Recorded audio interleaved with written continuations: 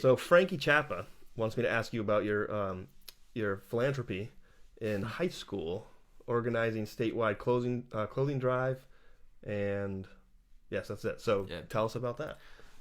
That's actually a good example. Like I was saying earlier, when I moved back to Bangor, there were very few people blocking the way of trying to do things. I think in high school, I learned at some point that if I wanted to organize an activity or participate in something or drive a cause forward, there were no roadblocks. Just do it. If anything, people, teachers, faculty, staff, family members, neighbors would actually lift you up to support you. I think a lot of people, if they have a goal or they see, I wish I could be on city council or something, got to start.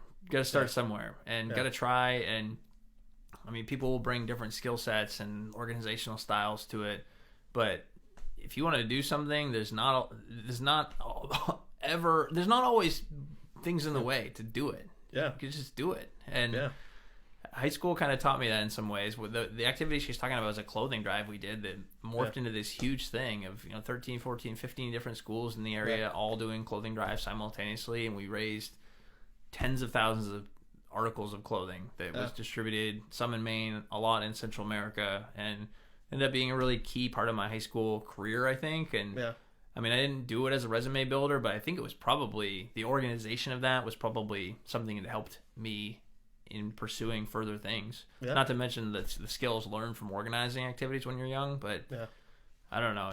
High school was good in that way that if you wanted to do something, you could generally just do it. Just do it. Yeah, it's funny when we did the first Kabang Festival on the waterfront.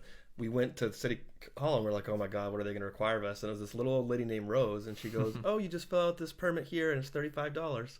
And I looked at Tim and I was like, okay, so we have the waterfront first ticketed event for a huge concert, and we just paid $35. It's very different now, obviously. Fast forward 10 years. But it just goes to show you sometimes the barriers to entry aren't what you think they are. Exactly. And you can just go and do it. And also, I want to clarify this because in past interviews I have always claimed that Kabang was the first ticketed event at the waterfront. And my friend John Leonard, who's Stephen King's nephew, pointed out at one point Stephen King, I think 15 years ago, I don't remember which band it was, but he had a ticketed event on the waterfront where he put up like orange snow fencing. It was a very small thing. Nice. I think like 1,000 people came. But I got to give credit where credit is due. Stephen King beat me to it. And before that, there's always the folk festival that's free. So we always claim we were the first ticketed event.